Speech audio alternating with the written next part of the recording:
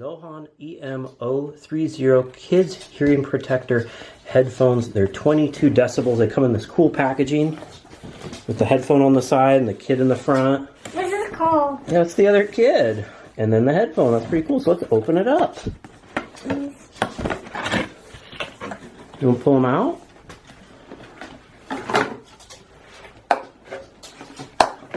What do you think? What's it called? That's a bag. That's a carrying case. Come with 2 sets. Nice black finish and those carrying case. Are they comfy? Yes. Yes. Can you hear stuff? Is it nice and quiet? Yeah. They feel good? Awesome.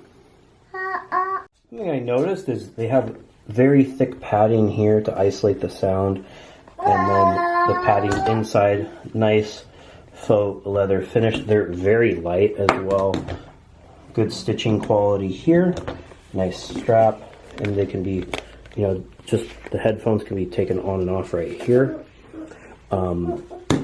Yeah, just a great product overall. My son does not like loud noises, so this hopefully will help us go to some more events. I hope this video helps with your buying decision.